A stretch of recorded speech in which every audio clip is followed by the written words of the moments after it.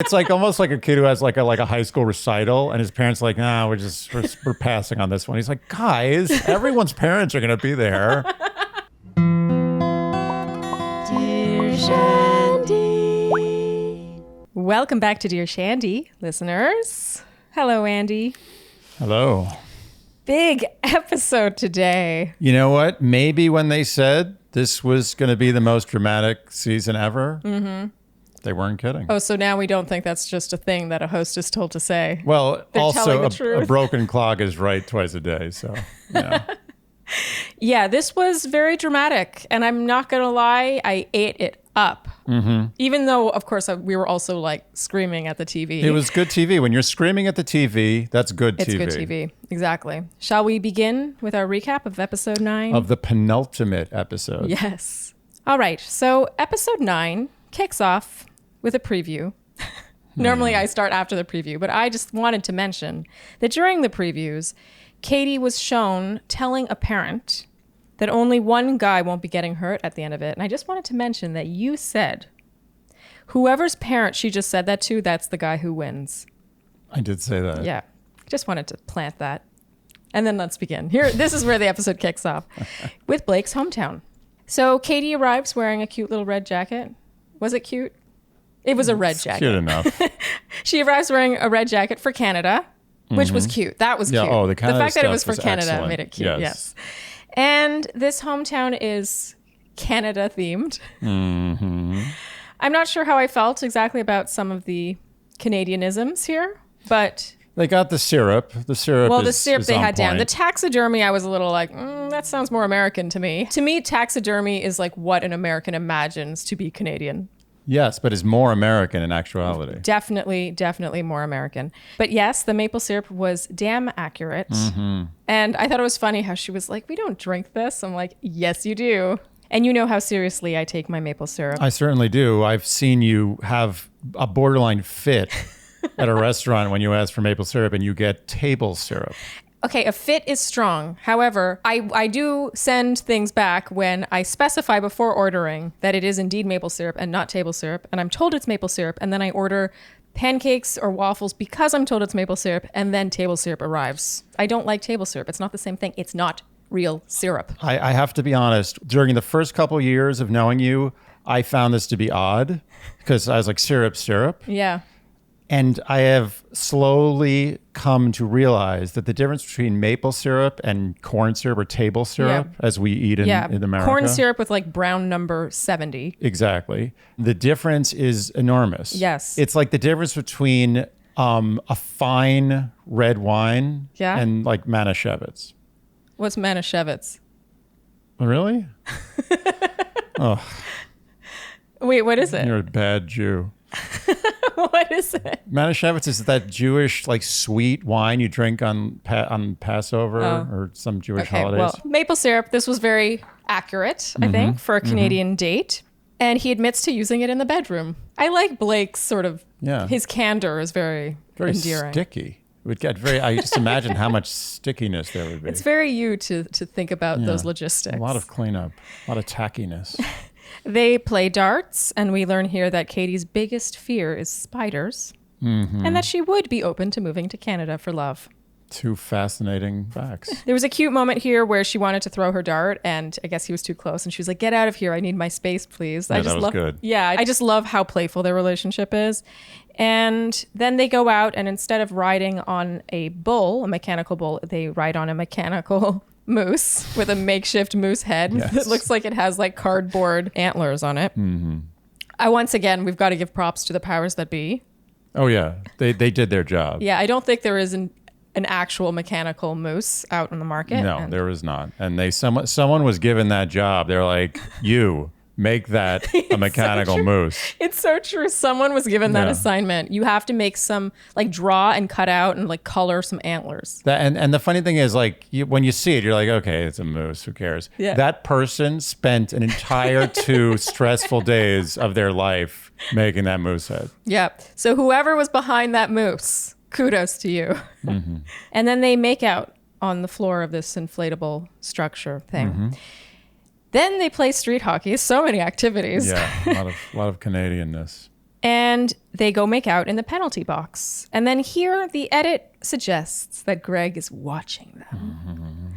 Now, I do think that he did see them. Mm-hmm. Even though we didn't see a lot of this, he says, out of the blue, I saw a glimpse of their one-on-one. I feel sick to my stomach. I understand she's going to catch feelings for other guys, but seeing her with Blake, she looked so happy and it scared me. We saw very little of this come out of his mouth, but I do think that he did see some of it, mainly because I wouldn't be surprised if the powers that be went out of their way to make sure part of this date was in Greg's backyard. Oh, no question. Yeah. And then in the evening, Blake brings Katie to his hometown. his home, where they meet his mom, Emily, his sister, Taylor, and his brother, Cody. And I thought it was cute how his family was all like, oh, we have so many questions. Ooh, they're holding hands. Yeah, like, there's something cute. Kind of meta about that. Like, yes. That is how I think a family should be in that situation. Like, not like, can you see yourself marrying? It's like, oh my God, they're holding hands. Oh yeah, it felt real. It did feel real. Yeah, usually there's enough stage fright in those meetings where it's just very stilted. Yeah. So Katie explains their connection to his family, and she says something here that stood out to me. She said, even if we don't say something, we both get it. I wrote, yup. Because I think that is a huge part of what makes a couple work. That's the crux. Yeah, you don't want to have to explain everything. No, I really don't want to explain anything. Anything at all. A lot of work. Yeah, you basically want to date or marry someone who is psychic for you. Yes, another body with your brain. Nailed it. You fill the role well. So Emily chats with Katie. She tells her that her son seems smitten with her.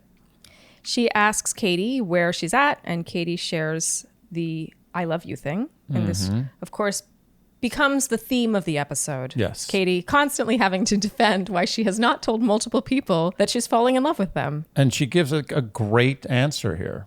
Yeah. Which is that she, as long as she's in multiple relationships, she doesn't feel it's right to use the L word. It's a good and the only answer. You know, earlier in the season, I think when she sent the third or fourth guy home based on hearsay, I said that my issue with Katie is I felt like she didn't have conviction.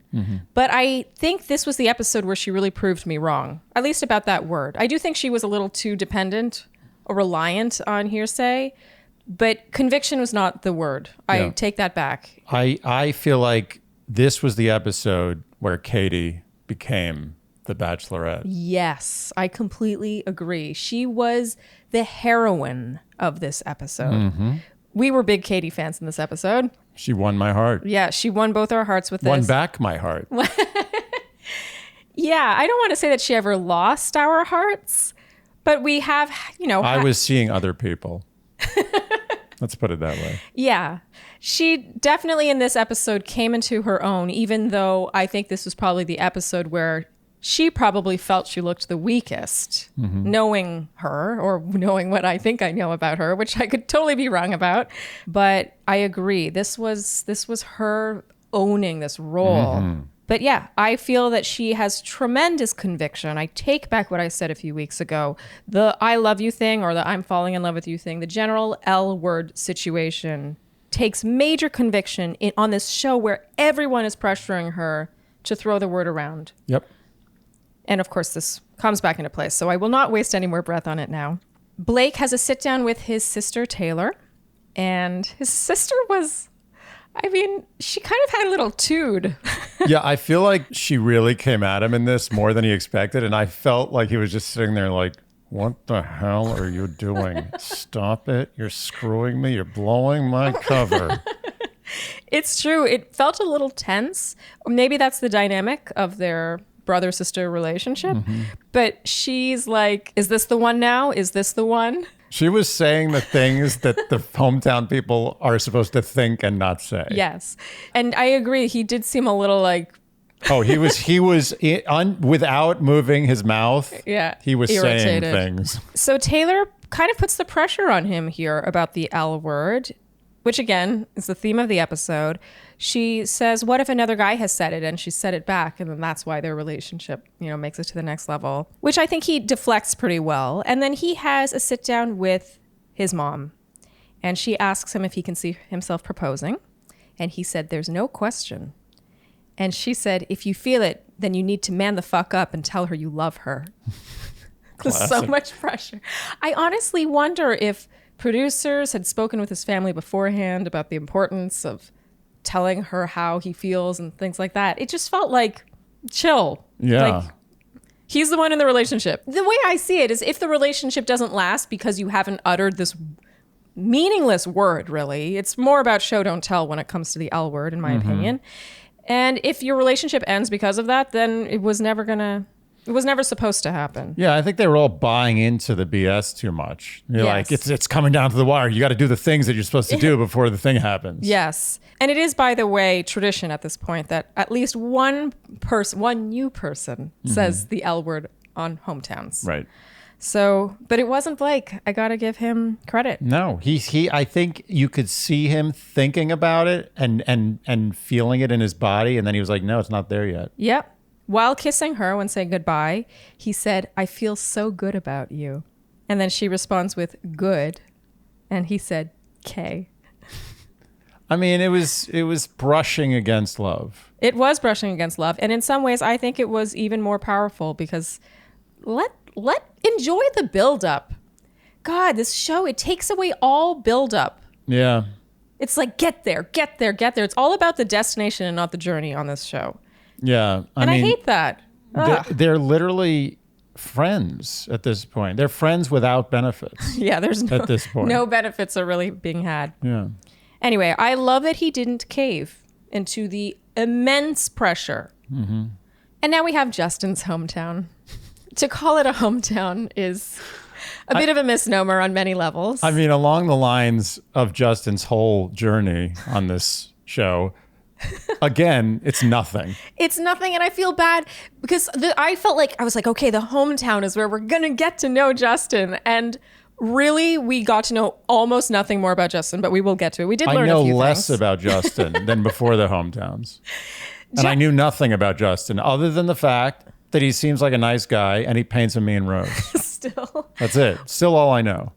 We interrupt this program to bring you a very important message about how much plastic you go through and how horrible it is for the environment and what you can do to make your footprint a little bit smaller. It's just not funny. It's actually not funny. I'm No. saying that like it's funny, but No, it's so I'm not. not. I thought you expected me to make a joke about plastic, but I will not. No, it's true. I draw the line. It is a serious problem, and it's something that we get very upset about over here. So Grove is an online marketplace that takes the guesswork out of going green. Their products are healthy and eco-conscious, and they are often in glass or aluminum containers, and they deliver their stuff right to your door. And we're big fans of Grove here. And can I tell you the honest truth? Every time I go in that bathroom and I use that beautiful glass soap dispenser that they gave us, I feel good. Yeah, same. I feel a little bit of good. It makes my day a little brighter because I know I'm helping the planet. Also, their plastic bags, like for garbage bags, are 100% recycled plastic. Wow. That's impressive. Very. You almost never see that. Yeah. According to this, the world produces about 2 billion pounds of new plastic every day. Oh my God. It actually makes me sick, That's like honestly. a horror movie. And no matter how much we put in a recycling bin, just 9% of it actually gets recycled. It makes me so angry. Aluminum. Aluminum, glass, Glass. things you can recycle indefinitely. But you'd have to pay like 3 cents more for it. God Isn't that forbid. sad? That's what it comes down to. Choosing products that are better for you and the environment has never been easier. For a limited time, when the Shandies go to grove.com/Shandy, they will get a free starter kit with the first order. That's right. Just go to grove.com/Shandy to get your exclusive offer. That's grove.com/Shandy. So this hometown kicks off with Justin talking to his mom on the phone.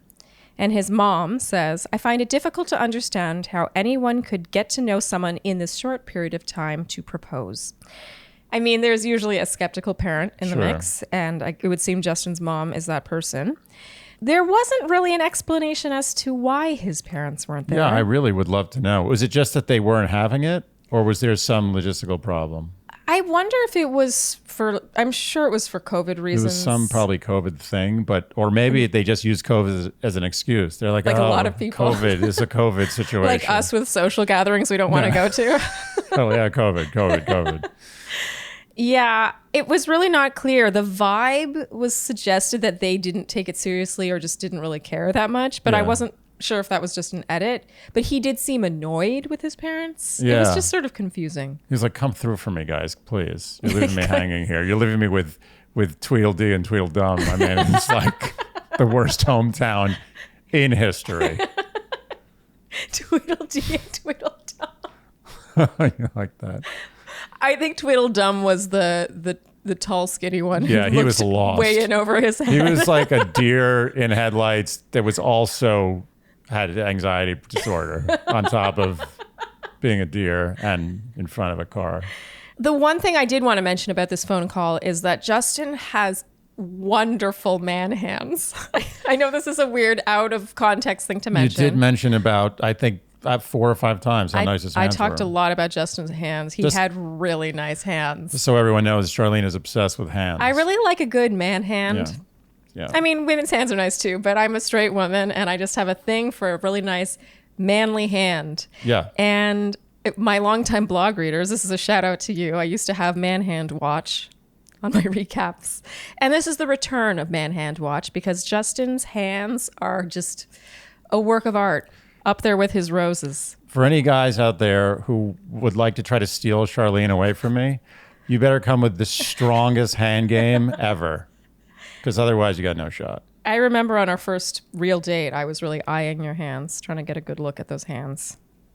It's a nice hand. Huh? So Justin takes Katie to tour Baltimore. This was cute. Huh. They had the welcome to Baltimore sign. Huh. We got a teensy bit of his personality here. He seems to be dry and goofy. We knew he was dry, but the goofy side kind of came out. And then they eat some crabs, because I guess that's what you do in Maryland. Maryland's big on crabs. Okay. And there's a moment here that really spoke to me. Katie tears open a crab and says, "That's the part I really don't enjoy seeing." Oh. I liked this about her. Yeah. I always feel find it her. Yeah, I always find it a little weird when people just rip open a creature that they will eat. Yeah. And it's not like we're pretending that we're on our high horse with this. Like, we're not vegan. Right. We're pescatarian and we do eat shellfish. We could eat crabs. Yeah. We could eat crab. But I don't know. There's something about ripping open a creature and seeing all of its insides. And when people just plow right past that to get to the good stuff, I'm like, ah. Yeah. With my ex, who was from Maryland, the first time I met her parents, we had a big crab fiesta. Okay. And we had just a giant plate of just whole crabs. Oof. And I just don't enjoy really the process of it's a lot of work. There's sharp things that you get that. Then you start getting these little micro cuts because there's so many sharp edges and you get lemon in them and all sorts of crab juices. I have a very bad recollection of that crab dinner. I don't choose to ever eat a large plate of crabs again. So the state brought back some bad memories? Yeah, everything else was fine. Yeah. I had a nice time other than the crabs. But I did not enjoy the process of eating a giant plate of crabs and ripping them apart and getting those stingy little cuts you invariably get. Maybe it's just me. And seeing all their innards. Well, that's the thing. It's you have to be confronted with the fact that this was a living, breathing animal as opposed to just, it was born a meat shape and died a meat shape. I suppose you could argue that's how one should eat animals, is to be faced with the fact that it was a living creature and not just meat shaped. No, as a matter of fact, one of the final straws for me for not eating meat anymore was drumsticks. Think like a cartoon drumstick. Yeah. A drumstick really looks like a drumstick, no matter whether it's the closest thing to the cartoon version of any meat. It's true. And then I started thinking to myself, when I eat drumsticks, like wings or something, I don't think of it as anything but a drumstick. Yeah. It's just a stick of meat that comes from heaven. I don't know. It's not anything to do with animals. And then there was one day where I was eating one that was particularly crappy. I think I got actually wings at Domino's, which, by the way, Domino's serves its purpose. I'm not going to judge Domino's Pizza in any way. Well, we've already judged Domino's Pizza in our Love Fest with Astrid and Kevin, by the way. Good memory. Yeah, it is a good memory, which I'm going to link out now. But we already did diss Domino's. We did diss Domino's, and I'm going to diss them again, but for something that's not their core product. And I hope they discontinued this. It was one night I was a little drunk and I had Domino's wings. It was the only option. This was a long time ago. Okay. They were the worst things I've ever eaten. But the point is that they were so graphic. They were undercooked. And like all the sinewy parts. It was like all sinew and no meat. It was just a sinew. God. And I really was looking at it. I was like, oh, there's the bone. There's the bone that goes next to that bone. There's the thing that connects this. Yeah. And I was like, done. That's not a cartoon. That's a thing that used to fly around. And I'm not eating those Well, it was anymore. unlikely that it flew around because they're bred to not be able to fly, but yes. Right. Well, it fluttered. It fluttered. Rest in peace. I think we're a little off topic. Oh, yeah. But yes, crabs. We liked that Katie had an issue with seeing the inside of the crab. That was the original point. I'm glad you brought us back there. I don't think I ever would have found my way back. Yeah, that we went a couple levels deep there. That was really Inception style. So Katie and Justin then sit down and he explains that his parents aren't there. He doesn't actually explain why they're not there. We still don't know, but he tells her that they are not there. And she seems mildly disappointed. Emphasis on mildly. Yeah, we all know that this really isn't going anywhere. But anyway, they meet his friends, Tweedledee and Tweedledum. And as you clarified, Tweedledum is the... Well, Tweedledum is Tommy. So his friends are Herb and Tommy. Tommy was not prepared for his television premiere. Let's just put it that way. He was not, but Herb was he was carrying the weight here. And with a heavy heart. You could tell he was like, I guess this is all on me. And I don't know what I'm doing. But he still, he was brave. He was a soldier. He was. So the main things we learn with his friends in the mix is that Justin is picky. Yes. Very picky. He has a list. He should be. He seems like a great guy that I know absolutely nothing about.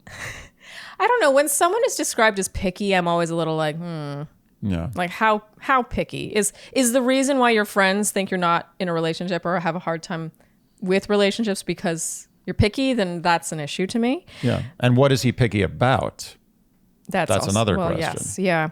And then the other thing is he's normally not into PDA, and so a lot of emphasis is put on the fact that he is into Katie, meaning that she passed all the tests of his pickiness, and that he is so into her that he's willing to make out with her on national television. I would assume an artist would be okay with PDA, but maybe that's just the generalization.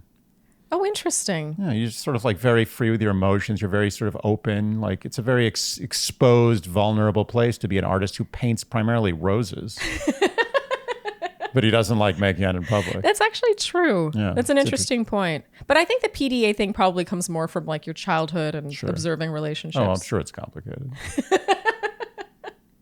Okay, so Katie talks to Herb, and we learn another little nugget about Justin. We're really just trying to gather crumbs here about Justin and we learn that Justin's heart is usually guarded, and he doesn't let people in easily. And then Katie talks to Tommy. So who's like Sweet 1 Tommy. inch away from a panic attack. I mean, it's just, the guy is just out of his depth here. I don't know how they picked this guy. They were like, which one of your friends is the most awkward and terrified of being on camera? Also make him really tall so he takes up a lot of the screen.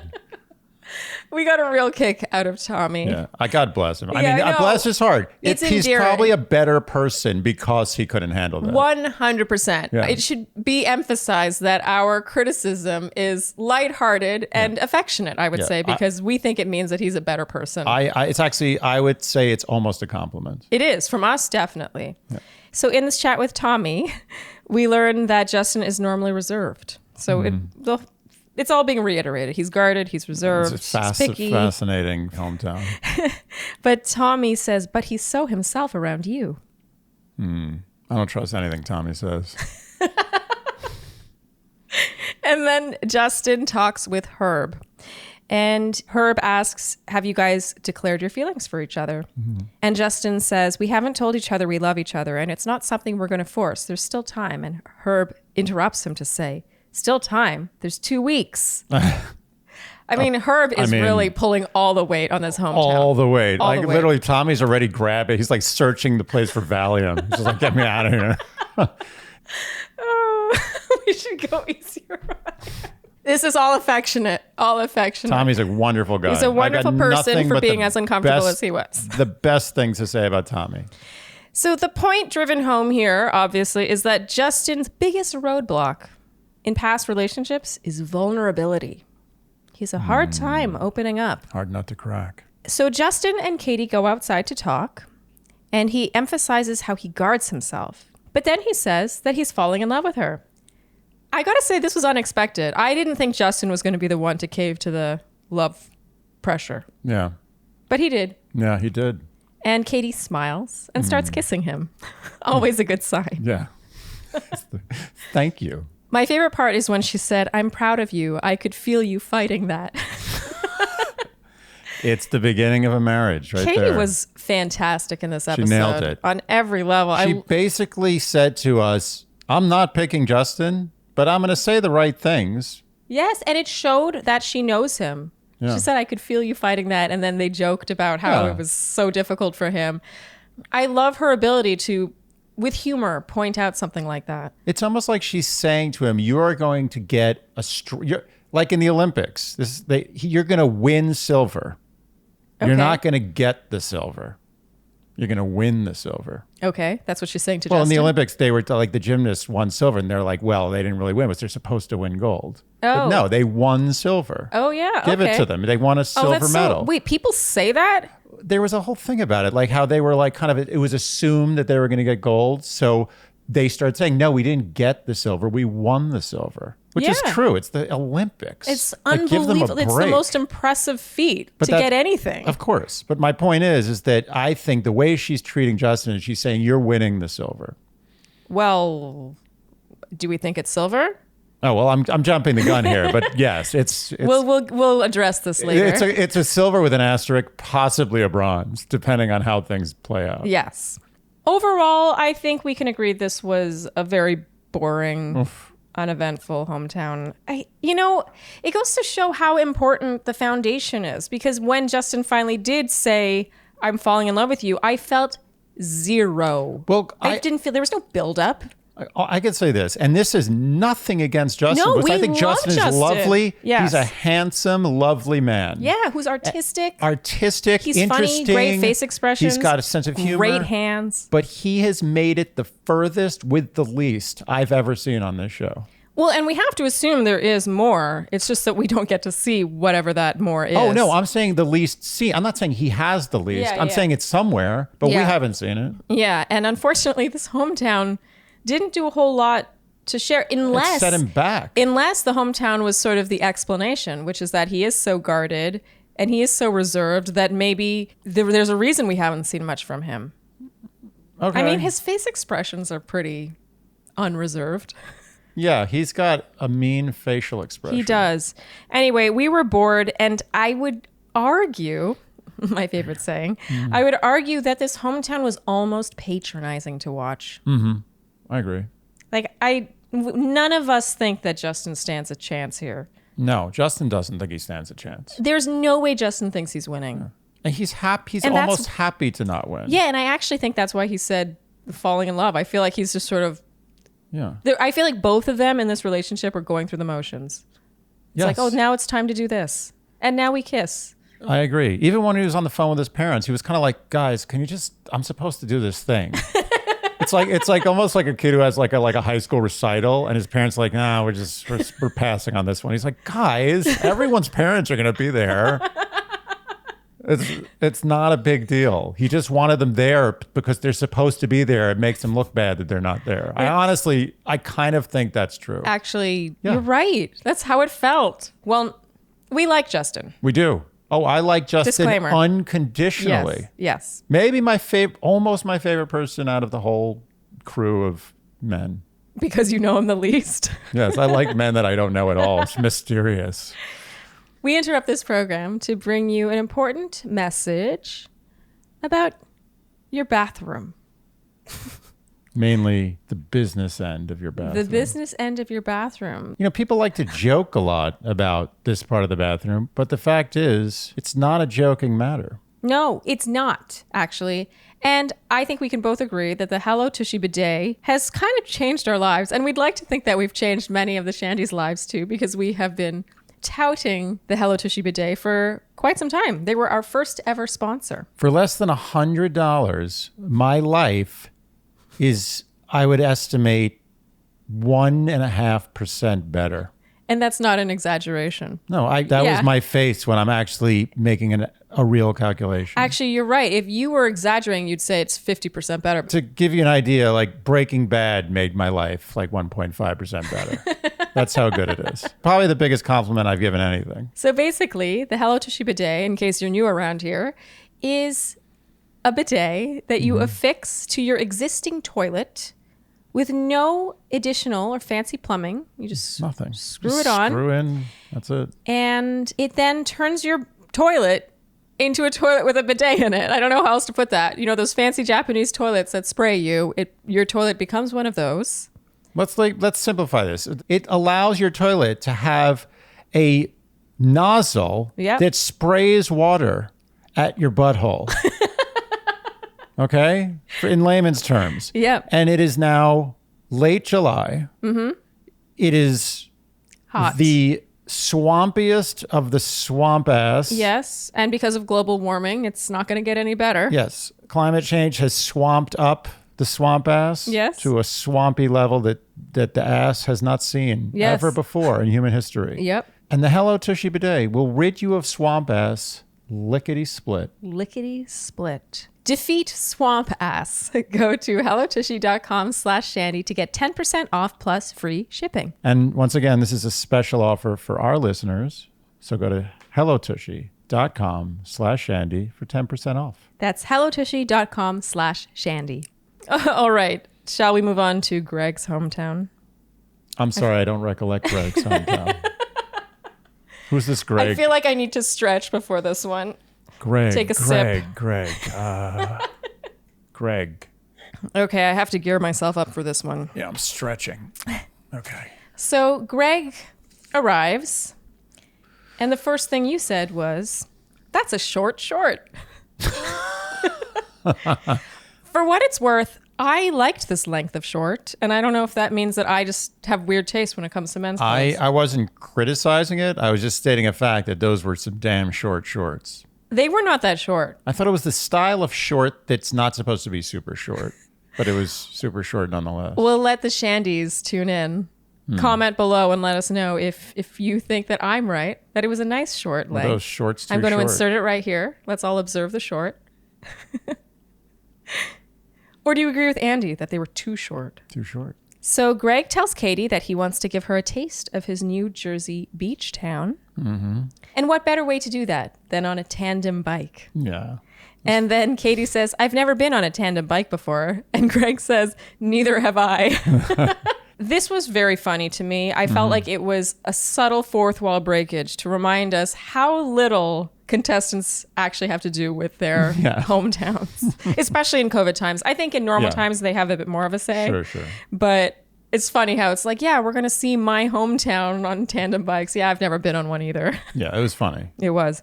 So they eat pork rolls. I didn't know that was a thing. Did in not know that was a Jersey. thing. Italian ices or Also ice. did not know that was a Jersey thing. And they surf. And I guess mean, they surf. I guess Jersey has a shore.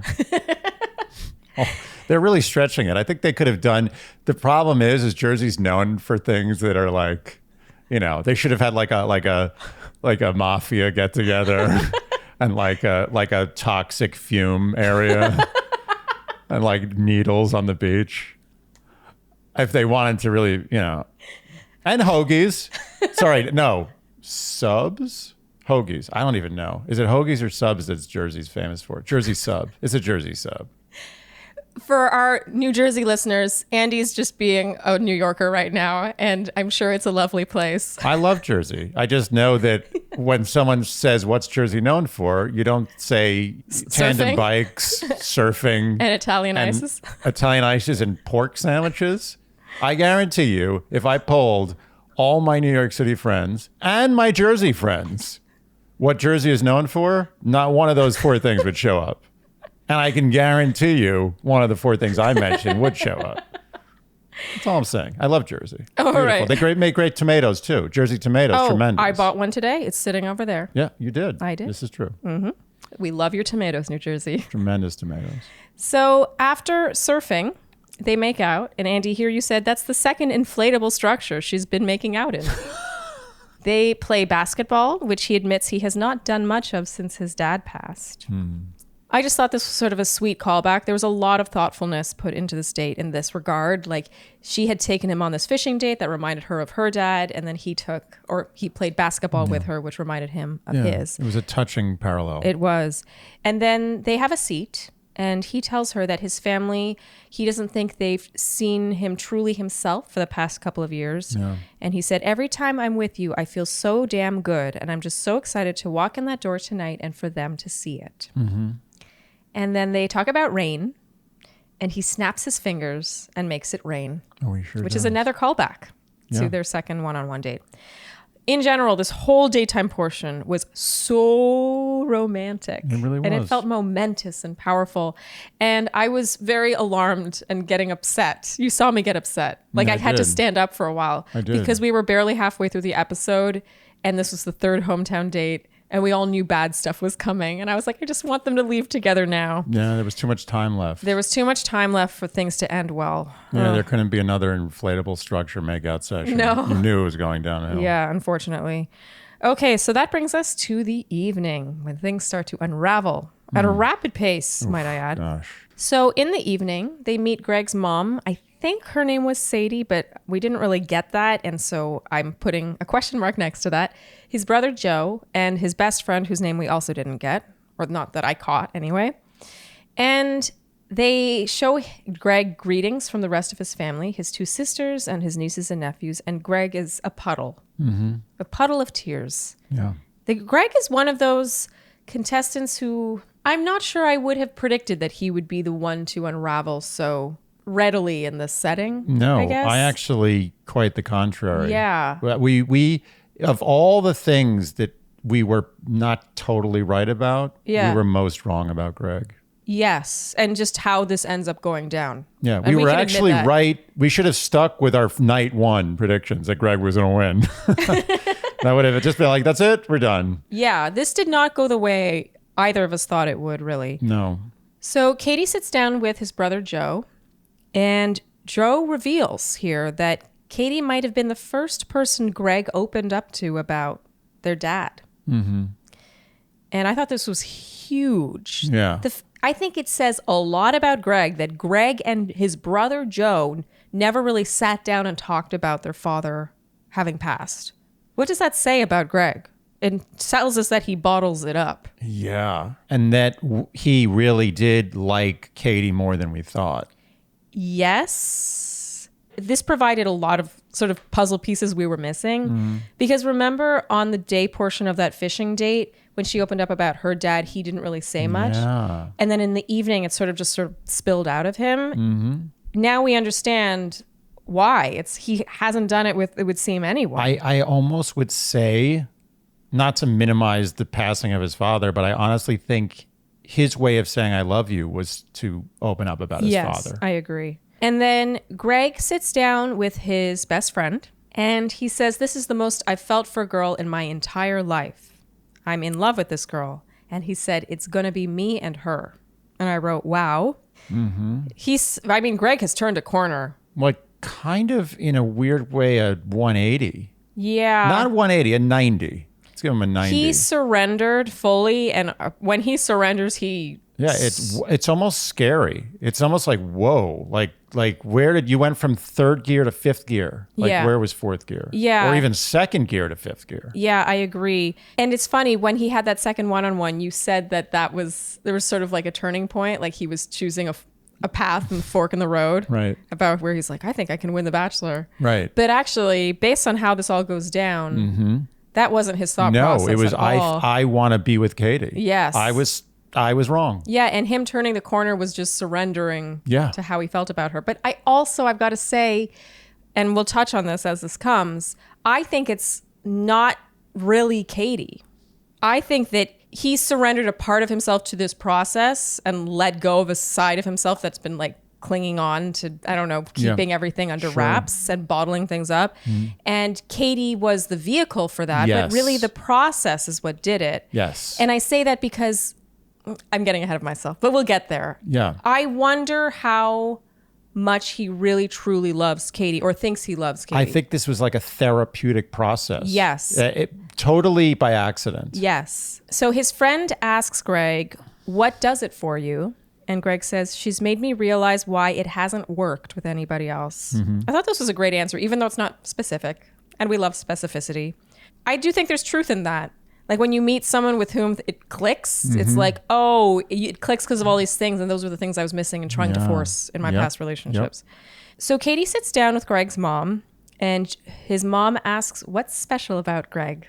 And Katie lists his honesty, the fact that he's confident but humble, and that he's such a family man. Again, specificity. Yeah. I like that about Katie. I love a good adjective. Yeah. He's hot. So hot. And then Greg's mom asks Katie how she feels about him. And Katie says, I don't care if I'm allowed to say this. Greg will be here next week. Greg is someone I want to pursue a relationship with. What? No, I'm thinking about the things that happened after this. I know. And I'm getting irritated already. And I'm not even there yet. Yeah, we have a ways to go, so hold on. Okay. Katie says, I'm so thankful for him. If he wasn't here, I don't know how confident I would be in this whole thing, truthfully. She basically, just to preface what's about to happen, Yeah. she basically said, he's winning. Yeah. Without like breaking her contract with ABC. That was the furthest she could go before ABC's like, whoa, whoa, whoa, whoa, many Katie, times. Katie. That's just the first of many times in this Many episode. times. Yeah. She was literally like, it was like sign language. It's like, you are winning the Bachelorette. So Greg's mom asks Katie if she's in love with him, and Katie explains the L word thing yet again. And Greg's mom expresses fear that he'll get hurt, and Katie says she understands and that at the end of all this, everyone's going to get hurt except one man. And Andy, you said Greg's winning. Yep. Like you had said that at the preview. Mm-hmm. And to double down on the sign language, Katie then says, just know he's here to stay. I think him and I are just this perfect match. No, he's here to stay. To his mother. Yep. A girl who refuses to say, I love you, has told his mother that he is here to stay. Yep. What else do you need to know? She's like, he's here to stay. Yeah. Yeah. It's like the guy on at an airport who's like with the light, those blue light sticks is like guiding the plane. Yeah. She's literally like, it's like, this is the runway. It's right here. And the plane's like, it's like, no, the runway is right here. Ah! Oh man. Painful. Yeah. And it only gets more painful, unfortunately. Oh, it's just starting. And so Greg sits down with his mom and he says, I'm in love with this girl. She understands me. We get each other. Every single time we're together, it's the lightest, it's the easiest thing I've ever experienced in my life. She fills me up with so much happiness. I haven't been this happy in a long time. And then when his mother asks if there's anything giving him pause, he says his one hesitation is he hasn't heard from her that she's in love with him, which I think is understandable. Sure. In a normal situation. Yeah. But that's his only hesitation. Everything else is perfect. We'll just put a pin in that. Yep. Circle back. So now Greg sits down with Katie and he opens up yet again here. He reveals that he lost a major piece of himself with his dad, and he pauses for a long time here and says he just had so much life to him, and then it was just gone. And I feel like I lost a part of myself during it all. I haven't been this happy in the longest time. I didn't know what I came here expecting. I think you're beautiful. I think you're great. I didn't know I was going to fall in love with you, and I am in love with you. And you just make me the happiest I've ever been, and I see it with you. This is real to me. And she looks at him, in what I think is an affectionate way, and whispers, I'm glad, and wipes his tears. And then things get awkward real fast here. Real fast. Oh, this is going right off a cliff. Yeah. All of a sudden, the plane is not He did following not listen to the guy marshal signals. with the light sticks. Yeah. He's now on like runway 19 where he's supposed to be on runway 3. Yeah. And he's about to go into like the suburban neighborhood next to the airport. It's kind of silent. She's smiling at him. She looks, in my eyes, very touched. But apparently it wasn't enough for him. He goes, what? And she smiles and says, I just love looking at you. To me, her eyes were giving him like. Yeah, she was like, we're good. We don't need to do this. Like, we're good. I felt like her eyes were saying, I'm doing everything in my power to not break this promise I made to myself. It shows how Greg's lack of intuition. Like, it was like, look at the person. You supposedly like feel so connected and tied to this woman that you may want to spend the rest of your life with. Like, just spend 1 second and stop thinking about yourself and look at her. Look at what she's giving you. She was just, the eyes were telling so much. How do I know what her eyes were telling, but Greg doesn't know what her eyes were telling? Yeah, in general, I wonder if Greg is really love languages, it's debatable how serious or reliable those are, but I really get the impression from Greg that he is a words person. Okay, but you can be a words person in the real world. They're on a TV show. Yeah, I know. Yes, we'll get to that. Okay, so she says, I just love looking at you, and he's silent.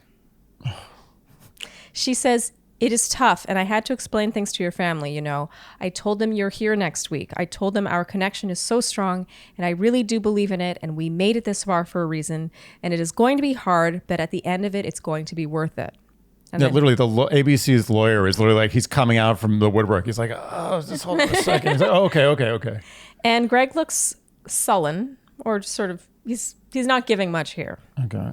I mean, he really turns on a dime when it's just when she doesn't respond in the way he expected her to, I suppose. Oof. And she says, you know how I feel about you, right? You feel good about us? And he goes, I try to.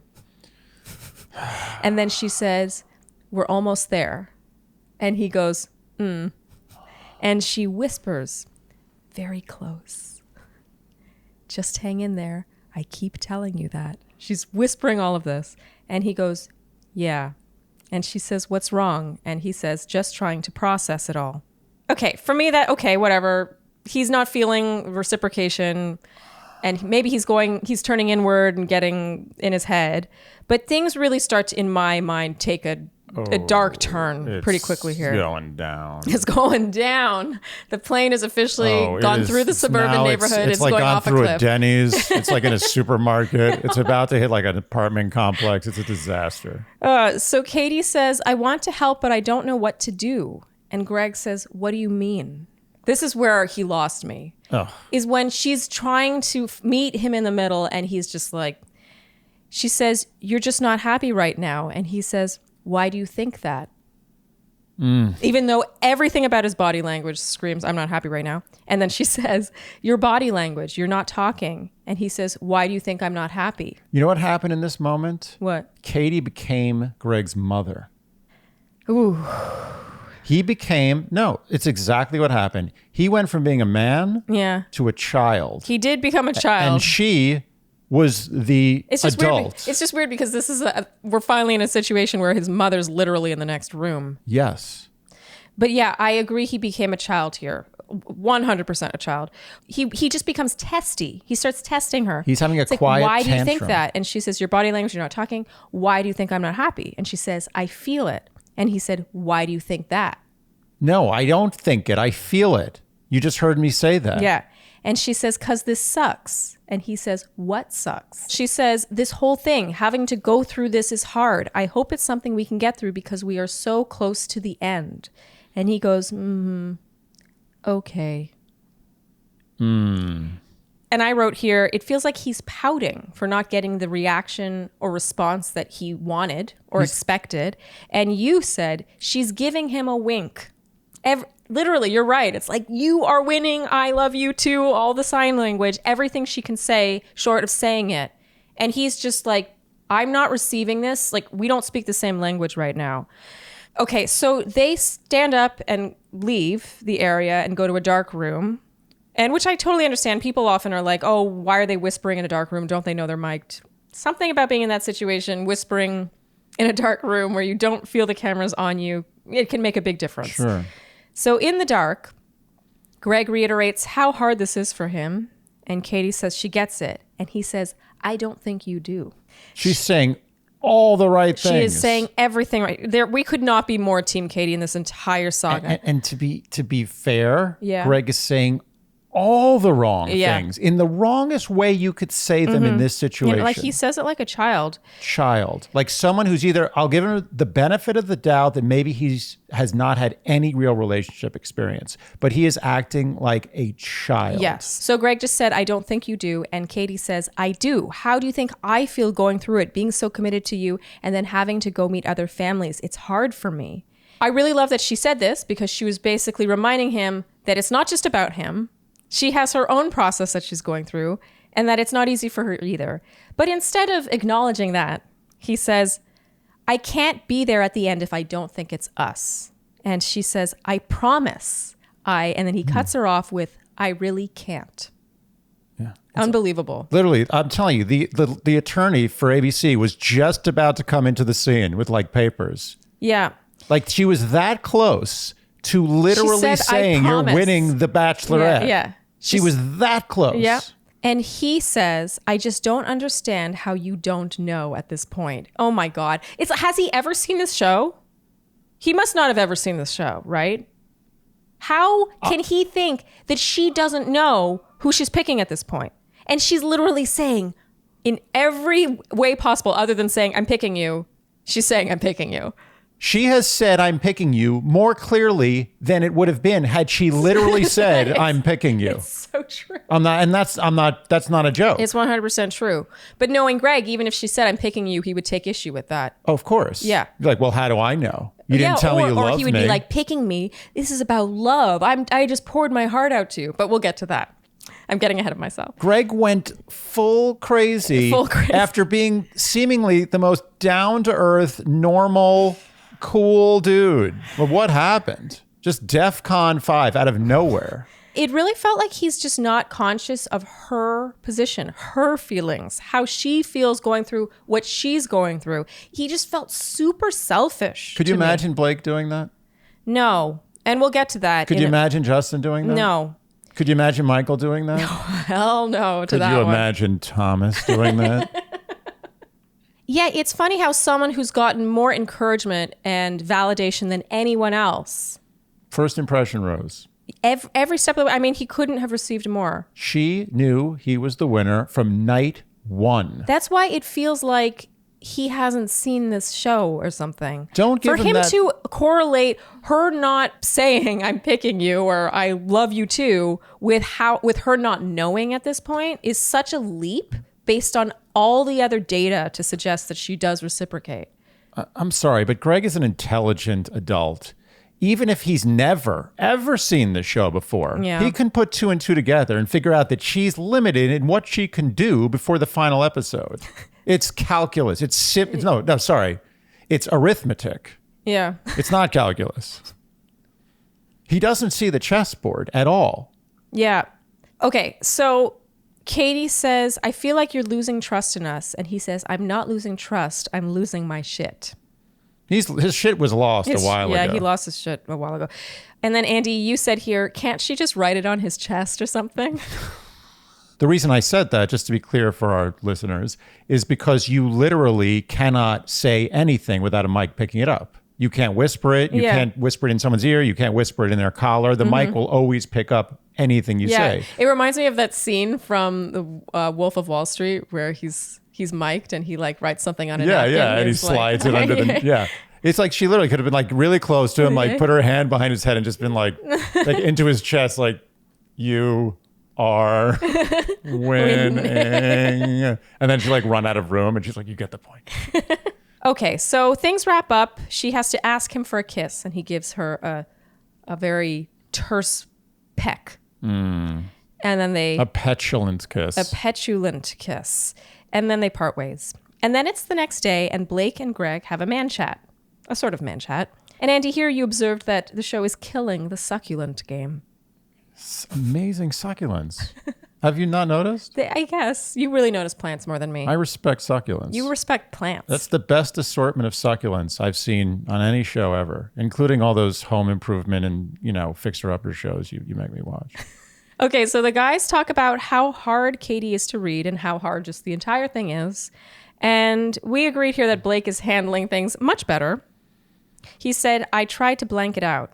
And Andy, here you said that you feel Canadians in general are a few years older or a few years more mature than Americans. And add to that the fact that Blake is 3 years older than Greg. So he's like basically 7 years older than Greg. Yeah, and we agreed here that you could see the difference. Oh, clearly. Night and day. Night and day. It was like a father and his son.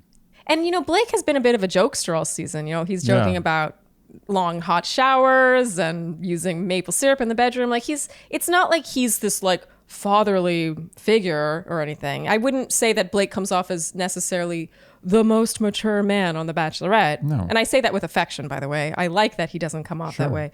But it was so interesting to see him next to Greg here. You're right. One of them seemed like a man. Yeah. One who's secure. The security. Confident. The confidence that even if this doesn't go the way you want it to, He's good. it's going to be okay. Yeah. Yeah. Literally like he was like, here, come over here, son. Let's have a chat. He's like, Pops, I don't know what to do. It did feel that It's like, when I was your age, I went through the same thing, son. It'll be okay. And also, I got to say, it felt like Blake came at this more from Katie's perspective, too. Yeah. He said, I have no idea how she's doing this. You don't hear Greg saying that. Nope. There's a sliver of him putting himself in her shoes, which we just don't get from Greg ever. Greg is too busy pitying himself. He has an ITM where he says he feels she had no reaction to him pouring his heart out. And he said, it's clear to me she's not feeling the same. It's just clear. And there's a voiceover of him saying, I thought we understood each other completely, inside and out. And I wrote, you can tell he's the kind of guy who spirals and willingly. There have been many opportunities, I feel like, for him to take a step back, count to 10, and be like, oh, I'm spiraling. But he is just, he has goes hopped with on. it. And I personally have been in that position before when I was a kid. Yeah. Where you just keep digging a hole for yourself and you don't know how to stop digging. Yeah. Then and you learn how to not do that. And you almost in a weird way get off on it. Yeah. When you start to spiral and you start to lose it, and you're right, it is a very childlike behavior, but you almost relish it. Yes. It's like binge eating or something. You're just like, I'm just going for It's it. a good temper tantrum. It's like as a kid, you just like, I know I'm crying too much. I remember even like as a 3-year-old, I have vague memories of being like, I don't need to cry this much, but it kind of feels nice. It's true. Yeah. Yeah, and I've totally had that too, where you could stop and take a step back and recover, but instead you're like, I'm going to lean into this. Keep digging. Keep digging. He's dug so far. He's almost to China now, Greg. Yeah. I mean, he is digging. So Greg heads out to talk to her. Only good things can come of this conversation. He starts putting on his shacket. And Katie really, truly won our hearts here when she answered the door.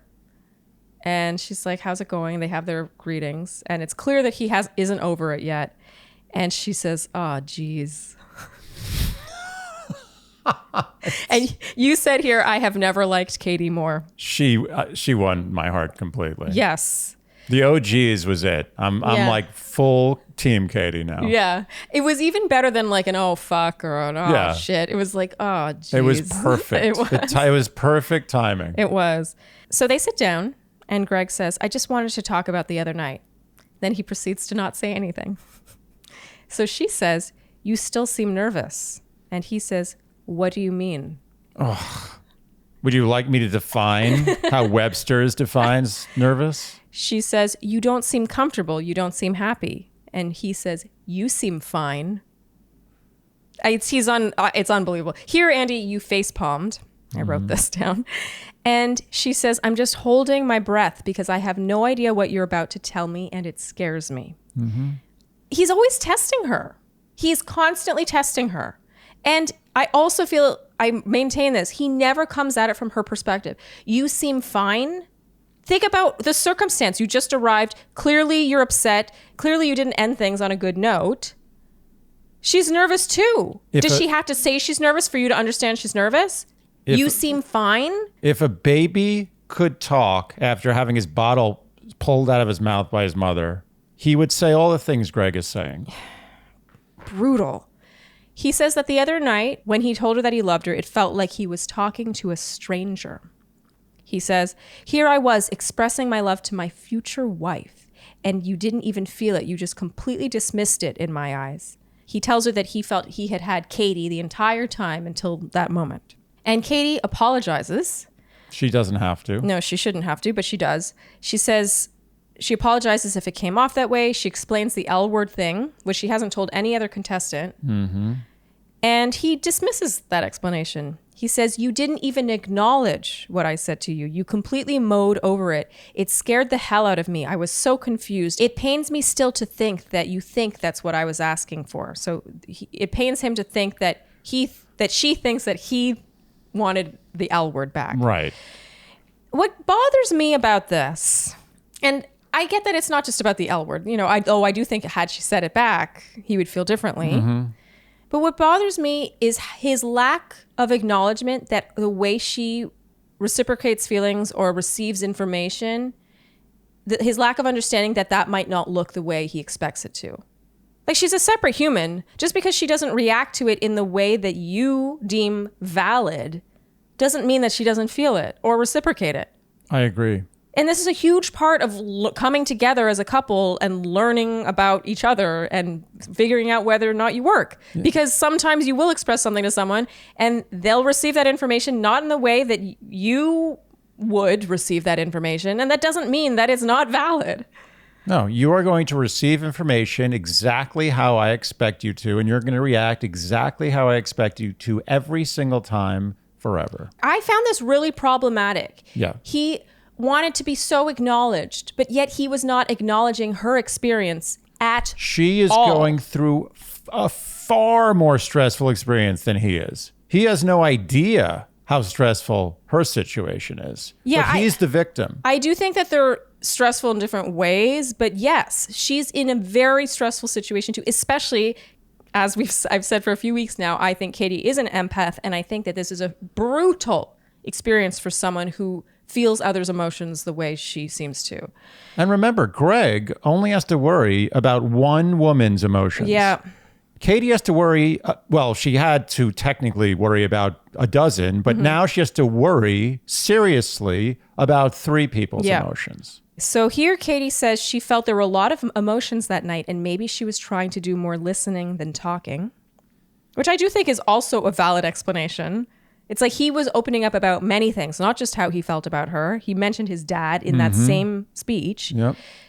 And here Greg says, I even feel like you're giving me surface level responses. I'm talking to you.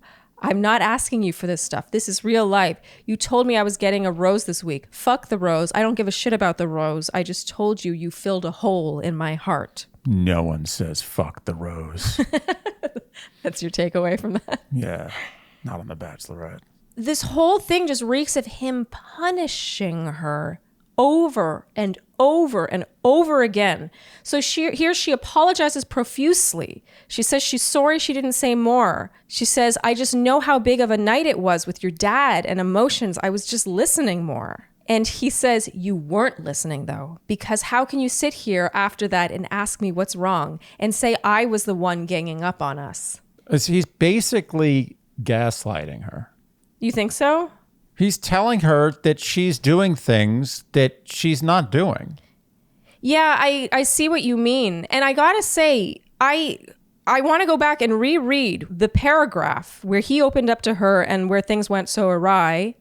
The intro to him talking about how much he loves her and how much he sees it with her was him talking about losing a major piece of himself with the loss of his dad. Mm-hmm. He even said he just had so much life left and then it was gone. And then that sort of morphed into him talking about how he's so in love with her. Like, I can see how she'd be like, is this about your dad? Or is it like, she wasn't sure if he was done. This was all in the same conversation where he was still talking about his dad. I would be in listen only mode. Yeah, I agree with you. To me, the situation wasn't just I'm now telling you I'm in love with you. It was interwoven with him talking about the loss of his dad and his heartbreak with his dad and him feeling like he had lost a part of himself in losing his dad. Yes. And then that tied into how she made him feel whole again. How do you respond to that? Like, you want to be there for him. You want to listen to him opening up about this. It's not I'm so touched that I mean that much to you, because he was literally in the last minute talking about the loss of his dad. Yeah, this is a moment for like hugs and like, I understand. I agree with the listening mode thing. It's not always about talking. And No. I think that she didn't do anything wrong here.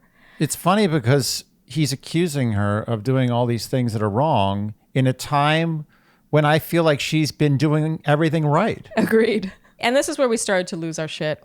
I gave up on taking notes at this point because it was just this like cat and mouse game of him accusing her of things and then her apologizing and explaining herself, and then him pouncing on her explanation and accusing her of things based on that explanation. So it was just this vicious cycle where she could not win. I wrote, Andy can't even watch. You got up and went and did something. Well, I felt in that moment she should have broken up with him. She saw the writing on the wall. She had a moment there where she saw what he really was and what he would be like in those situations in the future. And she should have just been like, you know what? I think I know what you want to do, and I'm going to let you do it. No one I don't could do expect that. her to do that. Yeah, no one is capable of doing that. No, I didn't expect her to do that. But in that moment, she was fully in the right to say, we're done. He said here, there's obviously a disconnect here. It's so clear. It's obvious. And as much as it hurts me, I've reached my breaking point with this. I gave you everything, and I really hope you find something. And he kind of drifts off. And then it becomes clear he's leaving. Katie's like, I'm trying to wrap my mind around what you're saying right now. And Andy, here you said, the look on her face here shows she knows she's not only upset about him leaving, but also knows he's not who she thought he was, and it's not what she thought it was. It's like she was walking by the window of a bakery every day and was like, that's the best cake I've ever seen. And finally, she buys the cake and brings it home, and it's not that good.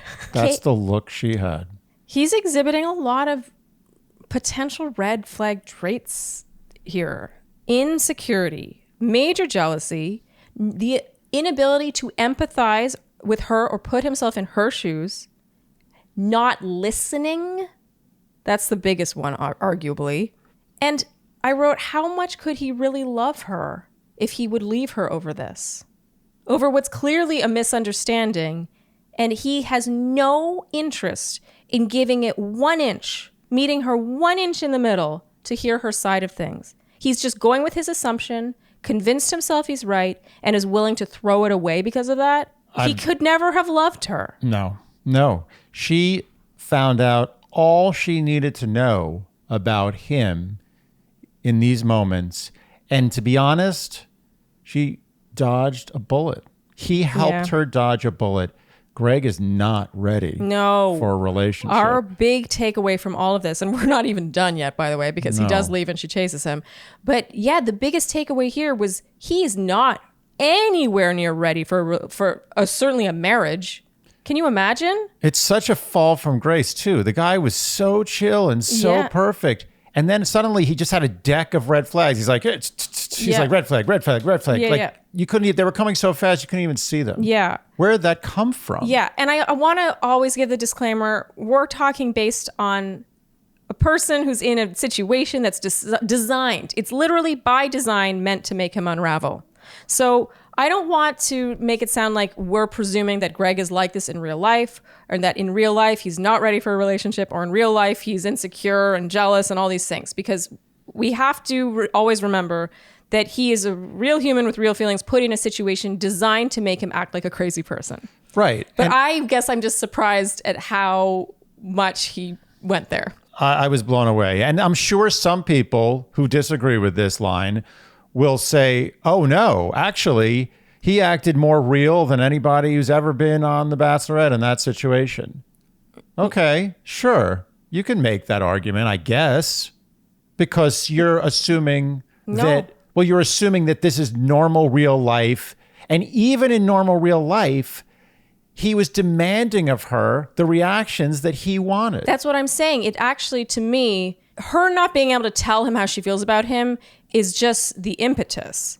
But really, the greater issue here is the fact that he at no point listened to her perspective or put himself in her shoes or empathized with her feelings. No, it was all about him from beginning to end. One-way street. Yes. I wrote in all caps here, he's leaving to punish her, which is so childish.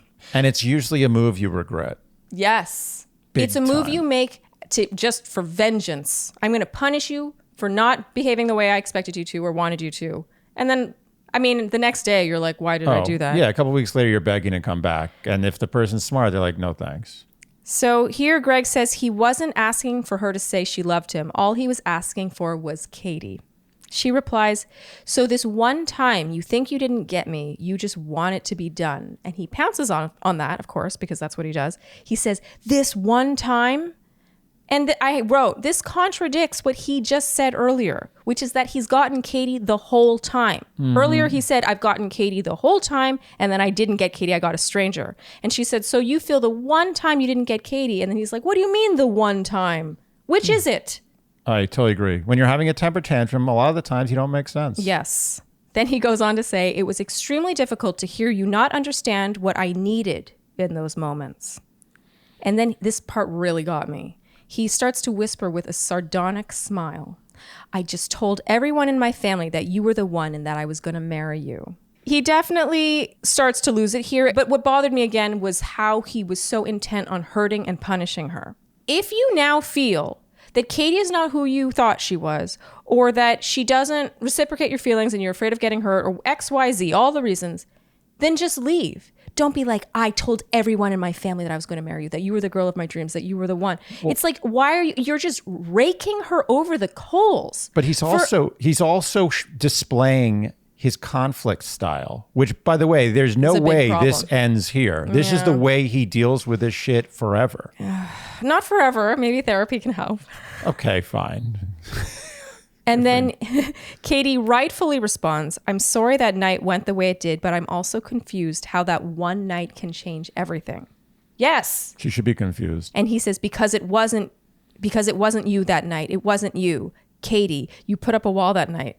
Again, that goes against, he's not making sense, like you said.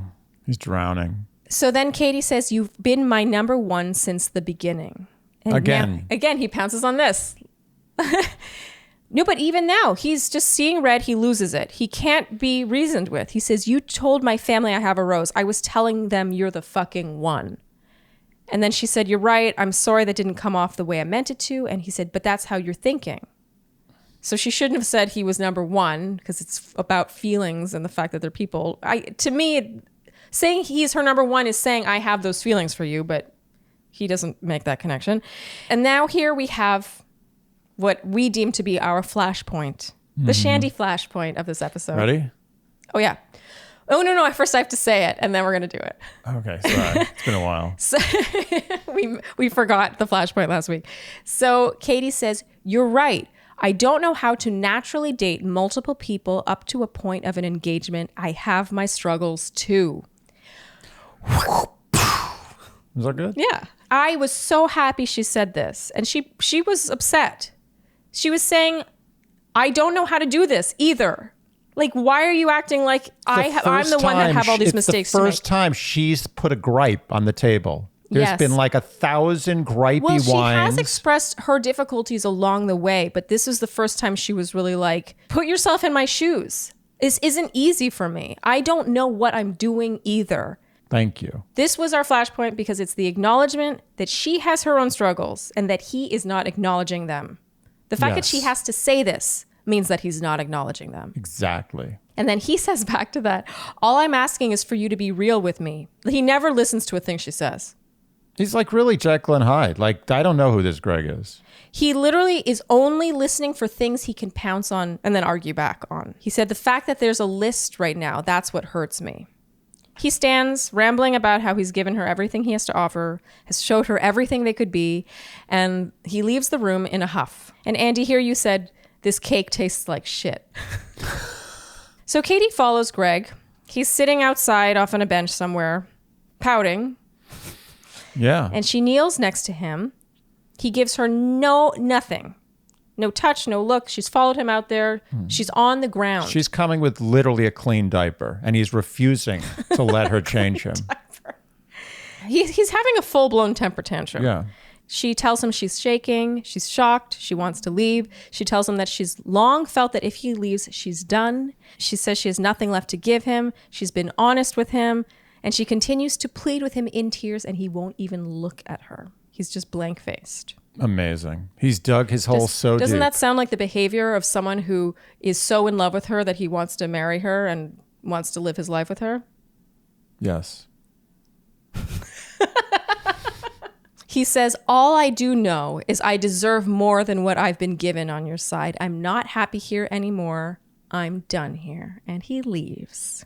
Well, at least he sticks to his guns. He leaves her sitting on the ground in tears. His future wife, the woman he loves so much. Knight in shining armor. Sorry, he loved so much because apparently she did one thing wrong that he didn't like, and then now it's past tense. Mm-hmm. He cannot deal with her. I wrote, what an entitled brat. It's just petulance. Petulance. And then Katie goes and hides in the bathroom of her suite where there are no cameras. And then Caitlin arrives. I gotta say, Caitlin is so good at this. She's great. She's empathetic. She really relates to Katie. Yeah. In no way does it feel like she's trying to get something out of Katie. No. It really just feels like she cares. She actually cares, but she's been there before. Yes, she actually cares. And then there's a sweet moment where Katie suddenly opens the door and Caitlin knows her cue. She gets up, gets in the door, and the door is closed. Yep. It's like she said the secret password or something, and the door opened, and Caitlin just gets it. Like, I just loved this moment. There was no trying to coax her out or a glimpse of her. It really felt like Caitlin was on her side. And I've just got to say, there was an intimacy to this exchange that you could never have achieved with Chris Harrison as host. True. We finally got our non-Chris Harrison moment. I mean, we've had a few, but to me, this was just, you could never have gotten this in any other way. Absolutely. And so they discuss the Greg situation. She says she's heartbroken. She's defeated. I got to say, it was hard not to, like, I got emotional watching this whole saga. Mm-hmm. I got a lot of goosebumps. I'll put it that way. It's good TV. It was good TV. As sick as it sounds, it was amazing TV. Mm-hmm. And she says that the fucked up part of it all is that she's expressed in her ITMs that she was falling in love with him. So Caitlin asks Katie what she wants to happen, and Katie responds, I want someone to book my flight home. Dun, dun, dun. And then that's the end. Cliffhanger. And then the closing credits are a montage of her moments with Greg. I didn't know what to make of that. Oh my God. That was kind of hilarious. The terrible. montage, I was torn on the montage. I couldn't tell whether the montage meant that Greg is coming back and that their relationship is something that is worthy of being highlighted in this sentimental way, or if it's just like, oh, he's gone. And to me, the way this ended kind of undid a lot of their sentimental moments. Yeah. Because, again, based on how he seems on the show in a situation designed to make him act like a crazy person, he does not seem ready for a relationship. No. I looked at all those prior scenes in that montage through a new lens. Yeah. A lens that was filtered by a diaper. The diaper filter? Mm-hmm.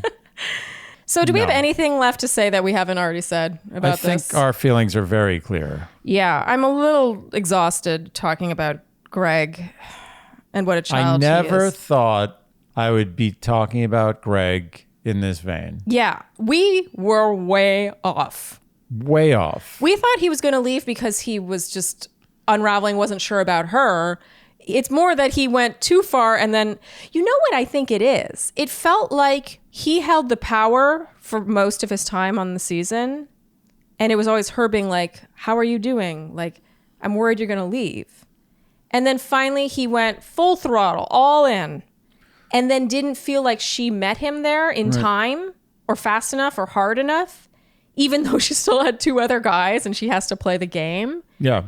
And he was not cool with not being in the position of power anymore. I agree. I think that his walls were much more fortified than we thought. Yes. And him letting his walls down, he thought was, first of all, I confused the moment he let his walls down as him being like, okay, I'm going to play this game. Yeah. I confused the two. Yes. But it was really the moment he was actually letting his wall down. And he thought, he's like, this, I never let my wall Yes. down. My wall is the Great Wall of China. Yes. When I let this wall down, it is the biggest gift in the world. It's over. You need to be with me. Yeah. And I mistook that. But once that wall came down, instead of just being more connected and more warm and more loving with No, Katie, he lorded it over her. yeah, it was like, I gave you my wall. Yes. Give me everything. Yes. In the way that I deem valid. In my, yes. In my language. Yeah. Give it to me the way I want it. I just gave you my wall. You give me everything exactly how I want it now. And I maintain his lack of ability to want to give 1 inch to meet her anywhere in the middle or hear her out, hear out her explanations. All he wanted to do was battle her and punish her and hurt her. The way he brought back the fact that I told my family I wanted to marry you. He wanted to hurt her deeply. That was the problem I had. If he had just been had a temper tantrum and whined and whined and whined, I would have just said, well, dude, I get it, but you just sunk yourself. Yeah. Like that was mental. Yeah. But instead, the reason why I feel disdain, I'm a little more heated than usual, Yeah. is because of that. Because he took it out on her. Yes. This woman who has the weight of the world on her shoulders right now, it's now him. It's all about him and the way he wants to receive her love. And all the rules are now his rules. Yes. Why did you have to make it a hurtful thing? Yes. Just make it a whining thing. Which to me shows that that's the irony, is to bring it full circle. I don't think he truly loves Katie the person. I think that he's correlating, letting those walls down. The environment is designed to make you fall in love big time. I mean, trust me, I was the most skeptical person in the world. And, God bless Juan Pablo, but we were never going to be together. Yeah. And even I was like, I'm feeling feelings. Yeah. I can see why he fell, but he has displayed in more ways than one that he actually doesn't love her. And if he's willing to lose her so easily, when you talk about a marriage together, like a life spent together, there's going to be a hell of a lot more difficulty than her not reciprocating your feelings in the way that you deem valid. Yep. That's You're going for to sure. leave over that? It was all smoke and mirrors because of that? You're right. Dodged a bullet. Dodged. That's why I said right there in that moment, had she said, peace, goodbye, go home, that's fine, she would have, I think, made a superhuman but appropriate move. Yes.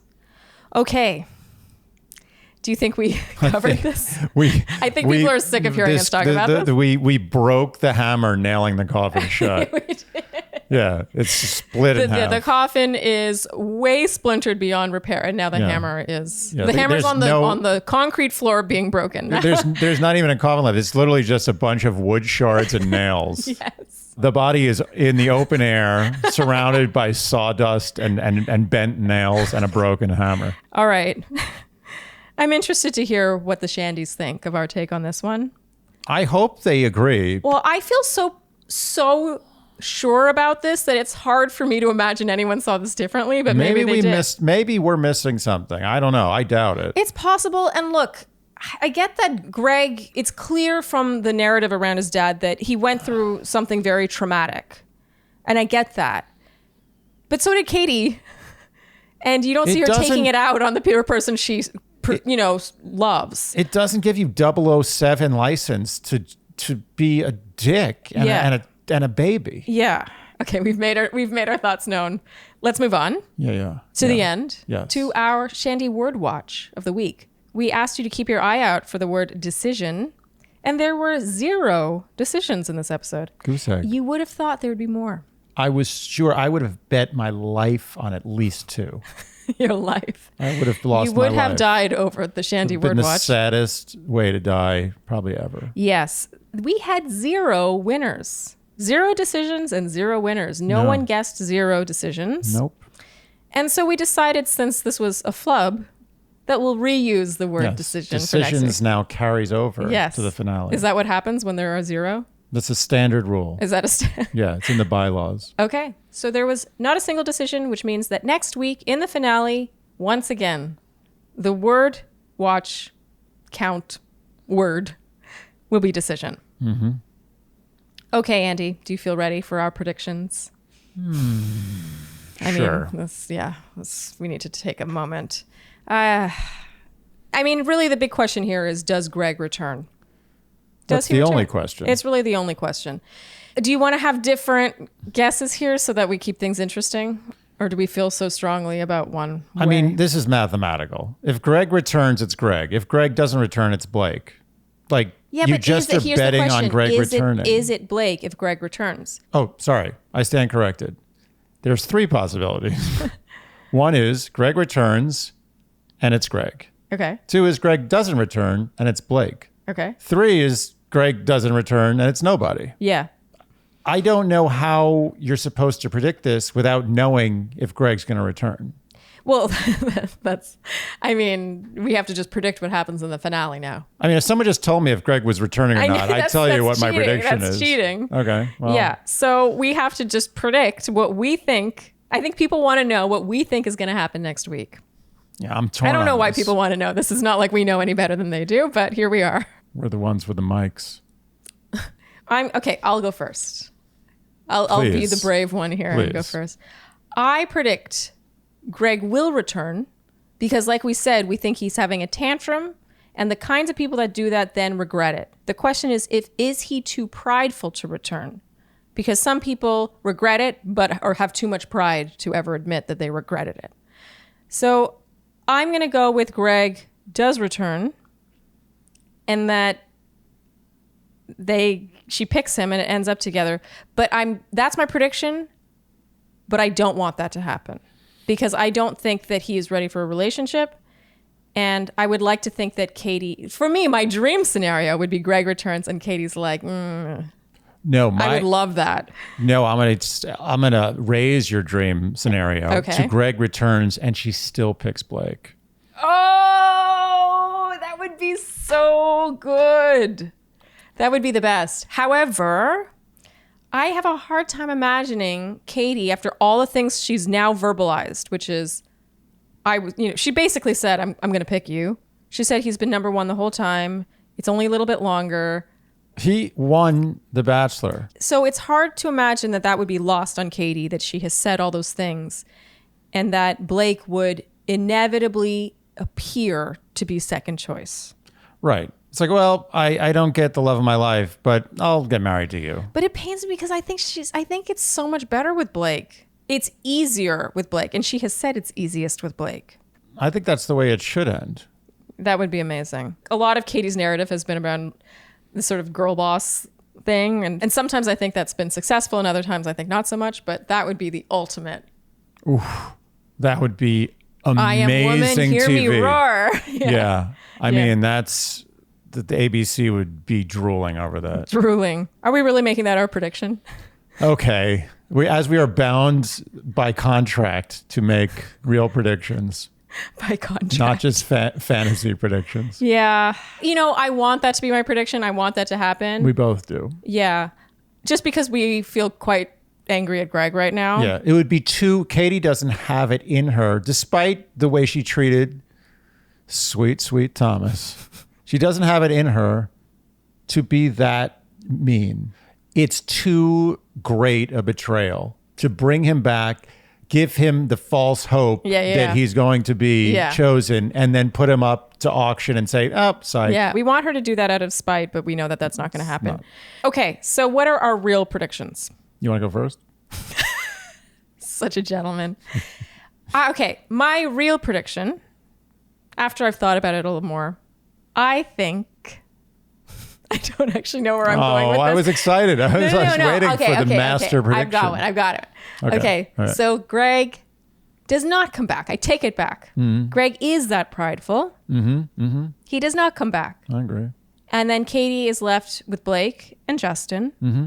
She really contemplates it with Blake. I think she wants to go to the fantasy suite with Blake. Mm-hmm. But I still struggle to picture her choosing Blake at the end when she's made it so clear up to this point that it was going to be Greg. So right. I wonder if she just ends it with like, we're just going to date. You're not allowed to wonder. You're stating fact. God. What's going to happen? Oh, so cruel. No wondering. The wondering's over. Okay. Greg does not come back because he's too prideful. Mm-hmm. I agree. And he wants to punish her. Yep. Even if he regrets it, he's going to have too much pride. He's not gonna going to come regret back. He's going to regret it. And she's going to let Justin go, obviously. I think that it's going to end with her just choosing to date Blake and see where it goes. You stole my prediction. Really? Yeah.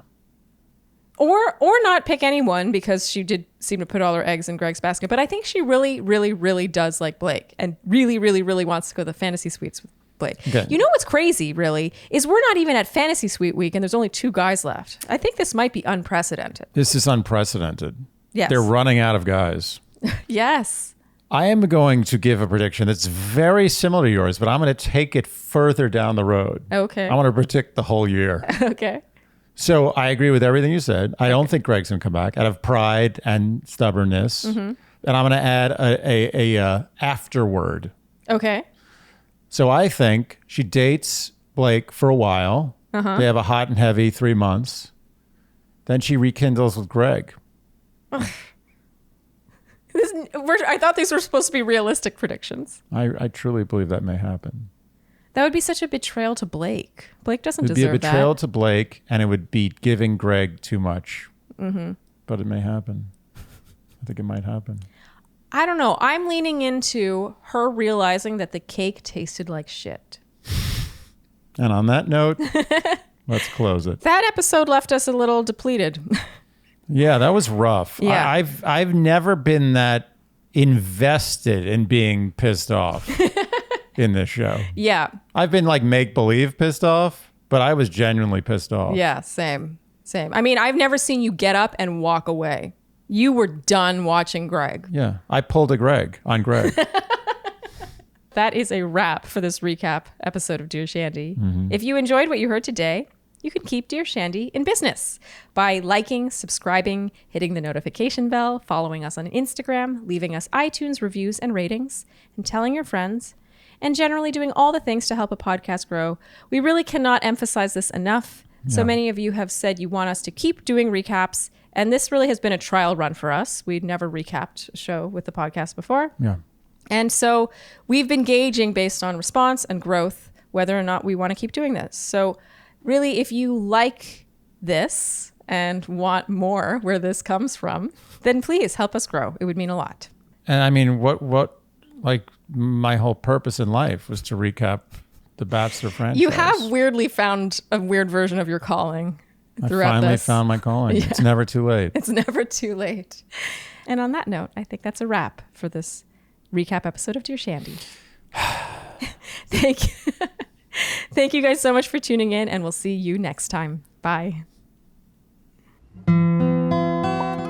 Dear Shandy.